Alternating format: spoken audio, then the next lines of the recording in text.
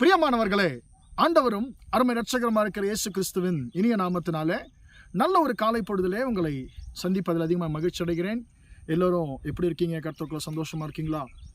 அன்பான இந்த நாள் முழுவதுமாக நீங்கள் செய்கிற எல்லா காரியத்திலையும் கர்த்தருடைய கரம் உங்களோடு கூட இருந்து உங்களை ஆசீர்வதிப்பதாக. ஒரு வசனத்தை நாம் வாசிப்போம். 1 கொரிந்தியரின் நிருபம் 2ஆம் அதிகாரம் 9-10 வசனங்களை நான் உங்களுக்காக வாசிக்கிறேன். அது என்ன சொல்லுகிறது? இப்படியாக அந்த வார்த்தையை சொல்லுகிறது. நான் உங்களுக்கு அதை வாசிக்கிறேன். எழுதி இருக்கிறபடி தேவன் தம்மில் அன்பு கூறுகிறவர்களுக்கு ஆயத்தம் பண்ணினவைகளை கண் காணவும் இல்லை, காது கேட்கவும் இல்லை, அவைகள் மனுஷனுடைய இருதயத்தில் தோன்றவும் இல்லை. நமக்கோ தேவன் அவைகளை தமது ஆவியினாலே வெளிப்படுத்தினார். அன்பானவர்களே, இந்த இடத்துல 9ஆம் வசனத்தை நான் முக்கியப்படுத்தும்படியாக நான் விரும்புகிறேன். தேவன் தம்மில் அன்பு கூறுகிறவர்களுக்கு யாரெல்லாம் கர்த்தரை நேசிக்கிறார்களோ அவர்களுக்கு ஆண்டவர் ஆயத்தம் பண்ணின, அதாவது அவர் தயார் பண்ணி வைத்திருக்கிறதான அந்த ஆசீர்வாதத்தை, மேன்மையை மனுஷனுடைய கண்கள் காணவில்லையா, மனுஷனுடைய காதுகள் கேட்கவில்லையா, மனுஷனுடைய இருதயத்தில் கூட ஆண்டவர் எப்படிப்பட்ட கிரியையை யாருக்கு செய்ய போகிற அந்த காரியங்கள் மனுஷனுடைய இருதயத்தில் கூட தோன்றவில்லையாம். அதற்கு காரணம், அதனுடைய அர்த்தம் என்ன? கர்த்தர் அவரை நேசிக்கிறவர்களுக்கு அப்படிப்பட்ட யூகிக்க முடியாத, யோசிக்க முடியாத, மனுஷ மூளைக்கு எட்டாத பெரிய காரியங்களை யாரெல்லாம் அவரை நேசிக்கிறார்களோ அவர்களுக்கு ஆண்டவர் செய்யக்கூடிய தேவனாய் இருக்கிறார். அதுதான் அர்த்தம். பிரியமானவர்களே, தேவன் தம்மில் அன்பு கூறுகளுக்கு ஆயத்தம் பண்ணினவைகளை கண் காணவும் இல்லை. மனுஷனுடைய எந்த கண்ணும் காணவில்லை, மனுஷனுடைய காதும் கேட்கல, மனுஷனுடைய இருதயத்தில் கூட அவைகள் தோன்றவில்லை. ஆனால் நமக்கோ தேவன் அவைகளை தம்முடைய ஆவியினாலே வெளிப்படுத்தினார் என்று சொல்லி வசனம் சொல்லுகிறது.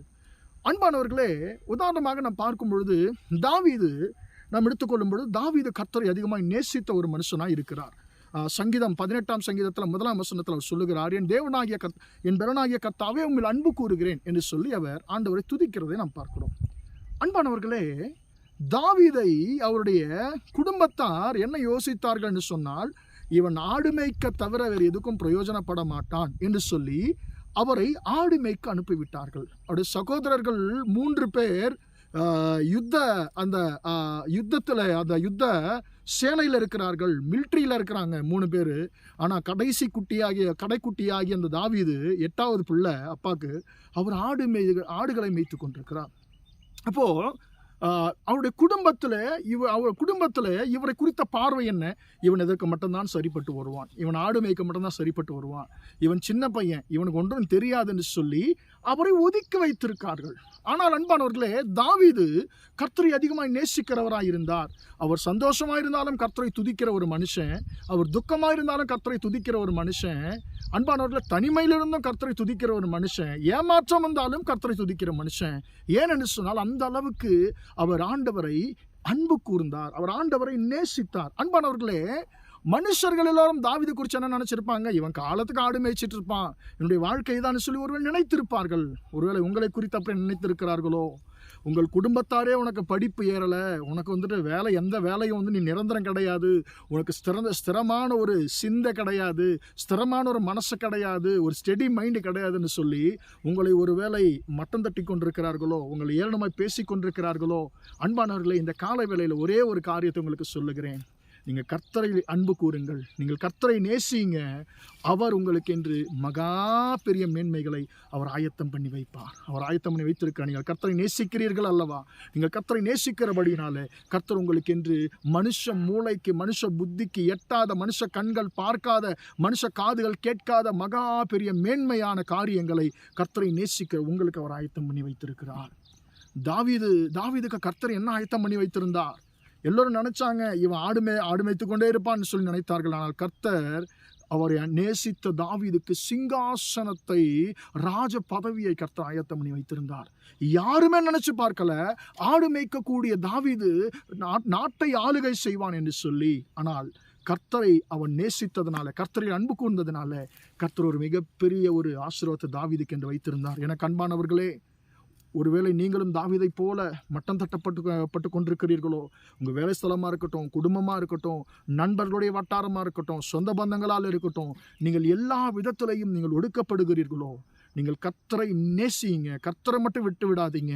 கர்த்தரில் நீங்கள் அன்பு கூறும் பொழுது கர்த்தர் உங்களுக்கு என்று பெரிய காரியங்களை அவர் வைத்திருக்கிறார். தாவீதை உயர்த்தின தேவன், மனுஷனால் ஒதுக்கப்பட்ட, மனுஷனால் அற்பமாக எண்ணப்பட்ட தாவீதை உயர்த்தின தேவன் நிச்சயமாக உங்களையும் கர்த்தர் உயர்த்தி அவர் ஆசீர்வதிக்கிற வல்லவராக இருக்கிறார். அன்பானவர்கள், உங்களுக்கென்று ஆயத்தம் பண்ணின காரியங்கள் மிக மிக பெரியவைகளாக இருக்கிறது. அது உங்கள் புத்திக்கு எட்டாத காரியங்களாக இருக்கிறது. அது விரைவிலே கர்த்தர் உங்களுக்கென்று நியமித்திருக்கிற ஆசீர்வாதங்களை நிச்சயமாக நீங்கள் பெற்றுக்கொள்வீர்கள். ஜெபிப்போமா? இரக்கமுள்ள தகப்பனே, இம்மட்டுமாக அந்த வார்த்தைகளை கேட்ட முடிய பிள்ளைகளை ஆசீர்வதியும் ஐயா.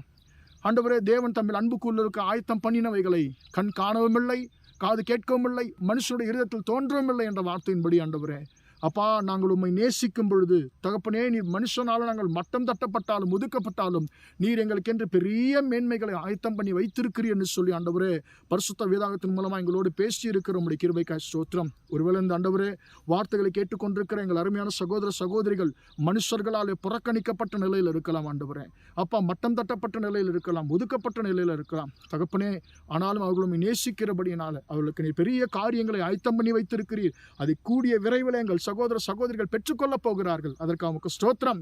இந்த நாள் முழுவதுமாக ஆண்டவரே, உம்முடைய பிள்ளைகள் செய்கிற எல்லா காரியத்திலையும் உம்முடைய கரம் அவர்களோடு கூட இருந்து ஆண்டவரே அவர்களை ஆசீர்வதிக்கட்டும் என்று இயேசு நாமத்தில் ஒப்புக்கொண்டு ஜெபிக்கிறேன், ஜீவனுள்ள நல்ல பிதாவே. ஆமென், ஆமென். பிரியமானவர்களே, கர்த்தர் உங்களை ஆசீர்வதிப்பார். Praise the Lord, praise the Lord.